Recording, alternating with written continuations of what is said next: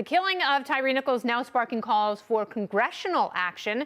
Here's Democrat Senator Dick Durbin saying radical police reform is not sufficient enough. Watch.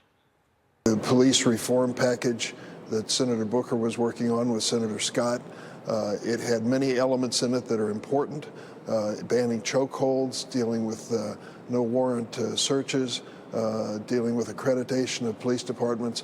It's necessary that we do all these things, but not sufficient. Well, you got to start somewhere. Republican Congressman Jim Jordan says the problem runs deeper and attacking law enforcement won't help. They don't get enough people applying, taking the test to enter the academy to be an officer, because there's been this defund the police concept out there. There's been this attack on law enforcement, and you're not getting the best of the best.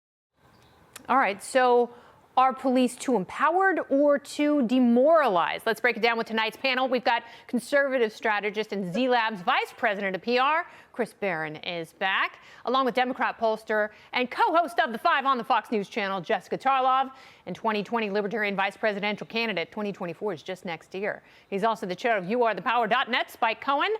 Spike, I want to start with you because sometimes in Congress, perfect is the enemy of good. And here it seems like if you take Tim Scott's bill and you take Cory Booker's bill and you find the best parts, that would be a good foundation. What are your thoughts on police reform that doesn't end up in a place called defund the police, which is actually why you might have problems with this as fallout? Yeah, so here's what I would say about it. I think that there are good elements to both Tim Scott's bill and Cory Booker's bill, but the problem is there's tweaks being made and proposed. They're talking about tweaking qualified immunity instead of ending it. They're talking about tweaking no-knock raids instead of ending them. And then they're talking about adding all sorts of additional funding to a corrupt system. Now, we see this in government very often. When government fails, their answer is, oh, we just don't have enough money. The answer here is very simple, because the problem's very simple. The problem is that officers like this get away with aggression after aggression, after victimization after victimization, without any accountability, until they feel invincible, to the point where they literally beat someone to death on multiple camera angles, thinking that nothing will happen. The solution to this is very simple. End qualified immunity. And then if the city or the local government involved decides to settle instead of letting the individual officers get sued, then instead of making the taxpayers foot the bill for that settlement, take it directly out of the police pension funds. And you'll watch police officers so quickly act to root out bad actors in their departments faster than your head will spin, but also it will force the departments to require for officers to get liability insurance, just like in any other high-risk profession. And if those officers have too many claims and the insurance companies will not insure them, then they simply cannot get hired. We need to be rooting out bad officers. Before we talk about additional funding or training or anything else, we need to be talking about accountability, just like you or I or anyone else would receive. And while we're at it, let's end prosecutorial immunity, judicial immunity, absolute immunity for politicians. If someone in government harms someone else, they should be held just as accountable as you and I are. All right. So, Jessica, my problem here is a vast majority of cops are good. And every police officer I've spoken to is outraged and disgusted by what they saw.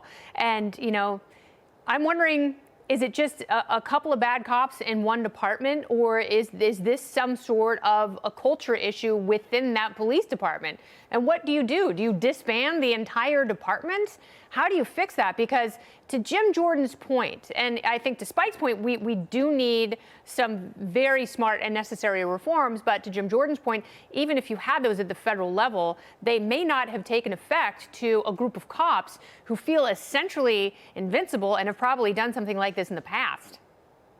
Well, I definitely don't think the solution is to disband the entirety of the Memphis Police Department. That's something that, frankly, no one wants when you look at the polling on this, and especially communities of color and lower income communities that do want more police on the streets, just good police. And I think that everyone on the panel can agree with that should be the solution to this.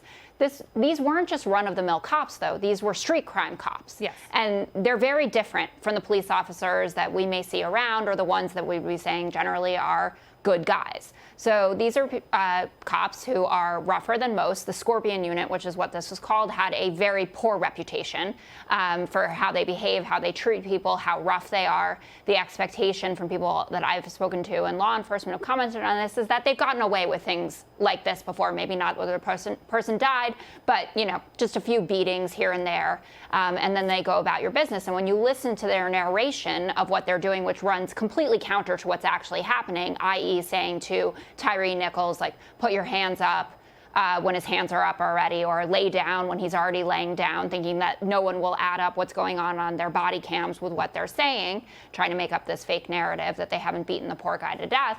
You see that these are people who feel that they are completely above the law and the last kind of folks that you would want to be in police departments.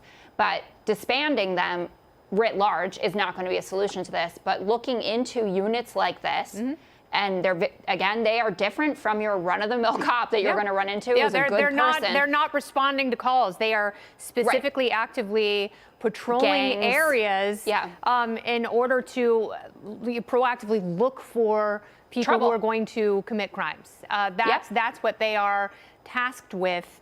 So, they're profiling. I mean, it goes back to the conversation. We only have like 30 seconds left, so I want to get Chris in here.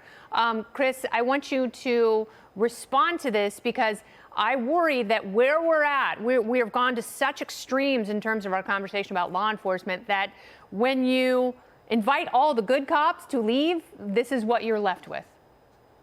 Yeah, and can we stop only caring about these incidents when they're politically convenient for us? I mean, look, Democrats spent the last 2 years telling us that there was nothing wrong with a Capitol Hill police officer shooting an unarmed woman in the face on January 6th and killing her. Like, can't we have a moment where we can say, look, let's put the politics of this aside. Police excesses, whether it's the FBI, Capitol Hill police, at the local police office, police level, are wrong, and we should be doing something to stop it. Let's stop letting lizard brains like Dick Durbin run around and think that this is going to be a political winner. We need serious people, not just more talk. We need serious people who understands that we have problems in this from the very top, from the FBI all the way down to local police. And we should be looking at a comprehensive reform package that talks about all of that, not just what is politically advantageous for one group. Yeah, and that's why you need people from both major parties, someday independent parties and third parties, Spike, from both major parties working on legislation like this to make problems better. I agree, instead of trying to score political points. So maybe Cory Booker and Tim Scott need to get together and work with some people in what is now a Republican-controlled House and come up with smart solutions that aren't just geared to make one side look good, because this is bad for everyone, especially Tyree Nichols and his family.